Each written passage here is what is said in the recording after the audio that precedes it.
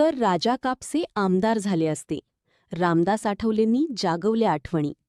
झुंजार न्यूजमध्ये आपले स्वागत. रिपब्लिकन चळवळीचे निष्ठावान नेते आणि उत्तर महाराष्ट्राचे वादळी नेतृत्व राजाभाऊ कापसे यांच्या निधनाने रिपाईमध्ये मोठी पोकळी निर्माण झाली आहे. याच पार्श्वभूमीवर शिर्डीतील वाकडी येथे आयोजित श्रद्धांजली सभेत केंद्रीय मंत्री रामदास आठवले भावूक झाले. 2009च्या निवडणुकीत जर माझी सभा झाली असती तर राजा कापसे आज आमदार म्हणून विधानसभेत दिसले असते, अशा शब्दांत आठवल्यांनी आपल्या जुन्या सहकार्याच्या आठवणींना उजाळा दिला. नेमका काय होता तो प्रसंग, पाहूया हा सविस्तर रिपोर्ट.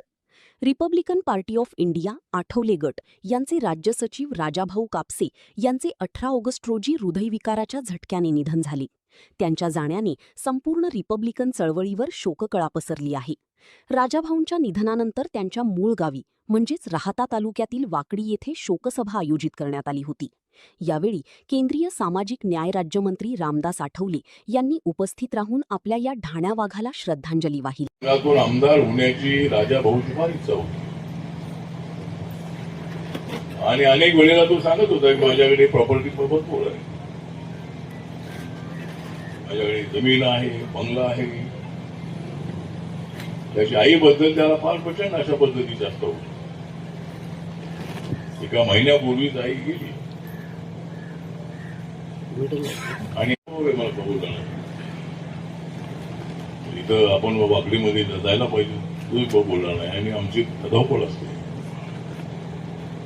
त्यामुळे आईच्या निधनानंतर सुद्धा मी चालू होतो आणि ज्या ज्या वेळेला मला तसेच होतं.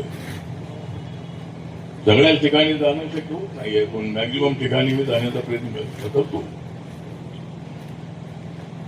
परवाच मी आपल्या पटण्यामध्ये होतो, त्या ठिकाणी आपला बिहारच्या रिपब्लिकन पक्षाच्या अध्यक्षाचं अशाच पद्धतीनं निधन झालं हार्ट अटॅकने. अलीकडे जे ऑइल आहे ते ऑइल बरोबर दिसत नाही आहे. अलीकडे ग्रामीण भागामधली पिकं जी आहे ती पिकं युरियामुळं आणि या खतामुळं सगळी म्हणजे अशा पद्धतीने कॅन्सरचे रोग किंवा इतरही रोग होतात. पूर्वीसारखी जी ऑर्गॅनिक शेती आहे, अशा पद्धतीची शेती आपल्याला गावात वाढवून अत्यंत आवश्यक आहे. राजाभाऊ हा शेतकरी पण होता. राजाभाऊ आपल्या मुलांचा बापही होता. पण कॅन्सरच्या चळवळीमध्ये, रिपब्लिकन चळवळीमध्ये तो बापांचा बाप होता. अत्यंत धाडसी असणारा. अनेक वेळेला माझ्याकडे रोज मला फोन येतात, हा ऍडमिट आहे, तो ऍडमिट आहे, त्याचं असं झालेलं आहे, हे झालेलं आहे.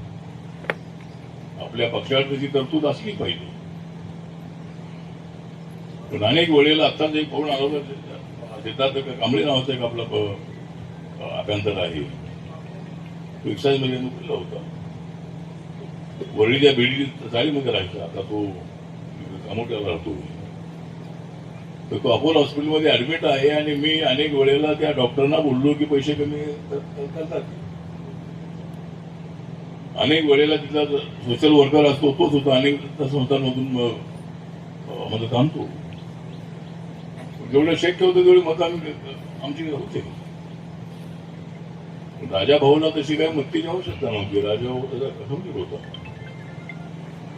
राजाभाऊ सांगायचा की मला जर तिकीट मिळालं तर मी एवढे पैसे खर्च करेन. मलाही सांगत होता तुम्ही एकदा हरलेला आहे पण तुम्ही नंतर उभा राहा, मी एवढे पैसे खर्च करतो. अशा पद्धतीने अनेक लोकांना मदत करणार अशा पद्धतीचा राजाभाऊ होता. एक तर त्यांनी 2 चुका केलेल्या. एक तर त्यांनी आपल्या बॉडीला. केंद्रीय मंत्री रामदास आठवले म्हणाले की राजा हा कधीही नाही न म्हणणारा सच्चा कार्यकर्ता होता. 2009च्या विधानसभा निवडणुकीत तांत्रिक कारणामुळे माझं हेलिकॉप्टर उतरू शकलं नाही, माझी सभा होऊ शकली नाही. अन्यथा राजा कापसे श्रीरामपूरमधून बहुमताने निवडून आले असते आणि रिपब्लिकन पक्षाचे आमदार झाले होते. राजाभाऊ कापसे आणि रामदास आठवले यांचे नाते केवळ नेते आणि कार्यकर्त्याचे नव्हते, तर ते पॅन्थरच्या काळापासूनचे जीवाभावाचे मित्र होते. 2009च्या निवडणुकीत कापसे यांनी 23,000 मते घेत मोठी झुंज दिली होती मात्र तांत्रिक बिघाडामुळे आठवलेंची सभा होऊ शकली नाही आणि ती खंत आजही आठवलेंच्या मनात कायम आहे. रिपब्लिकन चळवळीत ते बापांचा बाप होते अशा शब्दांत आठवलेंनी कापसे यांच्या कार्याचा गौरव केला. या शोकसभेला रिपब्लिकन पक्षाच्या दिग्गज नेत्यांची मांदियाळी जमली होती.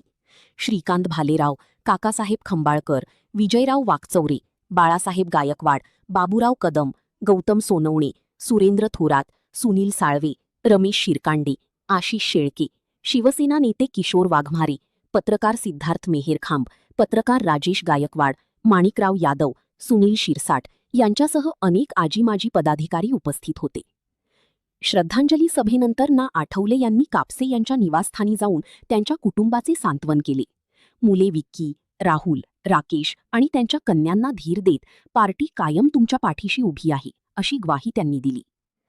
राजाभाऊ कापसे यांच्या जाण्याने उत्तर महाराष्ट्राने एक आक्रमक आणि सर्वसमावेशक नेतृत्व गमावले आहे. दलित पॅन्थरपासून सुरू झालेला त्यांचा हा प्रवास रिपब्लिकन चळवळीसाठी सदैव प्रेरणादायी ठरेल. झुंझार न्यूज वाकडी, श्रीरामपूर. आपलं संपूर्ण जीवन मृत्यूच्या अंतिम क्षणापर्यंत राजासारखा वागला. सर्वजण राजा भाऊला ओळखतात. सर्वसामान्य कार्यकर्त्यांच्या त्याची अत्यंत चांगली नाळ होती. या जिल्ह्यात काम करत असताना त्यांनी या परिसरामध्ये पक्षाची बांधणी केली. त्यांचा मुलगा विकी त्या ठिकाणी पंचायत समिती सदस्य झाला.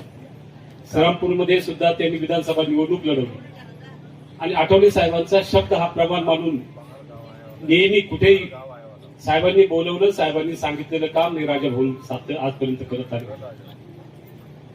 सर्वसामान्य कार्यकर्त्यांच्या वेदना, दुःख, सुखादुःखात ते नेहमी राहायचे. त्यांचं एक व्यक्तिमत्व होतं, दानशूर होतं. माझ्यावर कुठल्याही अडी अडचण असेल तर तात्काळ धावून झालं. पण एवढा झटका बसल तर आंबेडकर चळवळीला ह्या महिन्यामध्ये 3 जबरदस्त झटके बसले. अशोकराव गेले, त्यांची पत्नी गेली आणि पाठोपाठ राजा भाऊ गेले. मोठी दुःखद घटना आहे. आमचं भीमा आहे, अशोक भाऊ, बाळासाहेब गायकवाड आहे, विजू वागचौरे आहेत.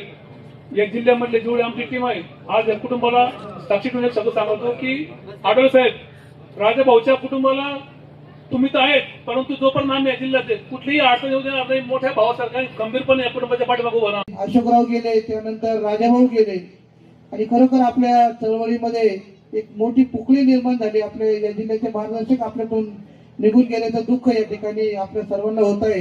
सत्ता कमवतं, संपत्ती कमवतं, परंतु हे सर्व कमवत असताना राजाभाऊंनी अखंड फक्त जिल्ह्यामध्ये नसून अखंड राज्यामध्ये मोठ्या स्वरूपामध्ये माणसं कमवलेलं आहे.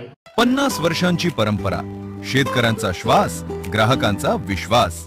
दादा, दूध द्या. हे घ्या. नको, मला फक्त राजहंस दूध द्या.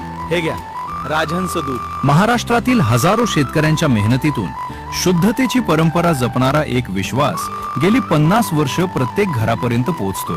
महाराष्ट्राच्या सहकार क्षेत्रातील अग्रगण्य डेअरी असलेली राजहंस म्हणजे गुणवत्तेची खात्री, शुद्धतेचे वचन आणि प्रत्येक कुटुंबाचा विश्वास.